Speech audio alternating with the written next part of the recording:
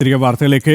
Kannur Iritty വട്ടക്കയത്ത് BJP പ്രവർത്തകരായ ദമ്പതികളെ CPM-കാർ വീട്ടിൽ കയറി ആക്രമിച്ചു.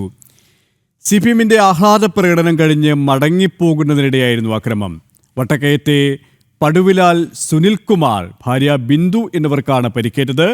CPM-കാർ വീടിന് നേരെ സ്ഫോടക വസ്തു എറിയുകയും ചെയ്തു. ഇവരുമായി കണ്ണൂരിൽ നിന്നും മിഥുൻ പിള്ള ചേരുകയാണ്. മിഥുൻ, വീട് കയറിയാണ് ആക്രമണം. വീടിന് നേരെയായിരുന്നു CPM-ന്റെ അതിക്രമം. എപ്പോഴായിരുന്നു സംഭവം? KP, നമ്മൾ അല്പം മുമ്പ് ഈ വാർത്ത നൽകിയിരുന്നു. പക്ഷെ അതിന്റെ കൂടുതൽ വിശദാംശങ്ങൾ ഇപ്പോൾ വന്നിട്ടുണ്ട്. ഏതാണ്ട് 9 മണിയോടുകൂടിയാണ് ഈ ഒരു സംഭവം നടക്കുന്നത്. അവിടെ CPM-ന്റെ ആഹ്ലാദ പ്രകടനം നടക്കുകയായിരുന്നു.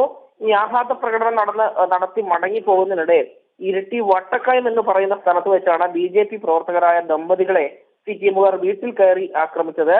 വട്ടക്കയത്തെ പടുവിലാൽ സുനിൽകുമാർ, ഭാര്യ ബിന്ദു സുനിൽകുമാർ എന്നിവർക്കാണ് പരിക്കേറ്റത്. CPM-കാർ ഇവരുടെ വീടിന് നേരെ സ്ഫോടക വസ്തു എറിയുകയും ചെയ്തിട്ടുണ്ട്. ഈ സ്ഫോടക വസ്തു എറിയുന്ന സമയത്ത് എന്താണ് സംഭവം എന്നറിയാൻ വേണ്ടി വീടിന് പുറത്തിറങ്ങിയതാണ് സുനിൽകുമാറും ഭാര്യയും. ആ സമയത്താണ് CPM-കാർ സംഘടിച്ചെത്തുകയും ഇവർ രണ്ടുപേരെയും മർദ്ദിക്കുകയും ചെയ്തത്. സംഭവവുമായി ബന്ധപ്പെട്ടവർക്ക് പരിക്കുകളുണ്ട്. മാത്രമല്ല, ഇവരുടെ മൊബൈൽ ഫോണും ഈ വന്ന CPM-കാർ എടുത്തുകൊണ്ട് പോയി എന്നും പറയപ്പെടുന്നുണ്ട്. ഇതിൽ ഈ സംഭവവുമായി ബന്ധപ്പെട്ട് പരിക്കേറ്റ രണ്ടുപേരും ഇപ്പോൾ ഇരിട്ടിയിലെ താലൂക്ക് ആശുപത്രിയിൽ ചികിത്സയിലാണ്. സംഭവവുമായി ബന്ധപ്പെട്ട് രണ്ടുപേരും പോലീസിൽ പരാതി നൽകുകയും ചെയ്തിട്ടുണ്ട്. KP.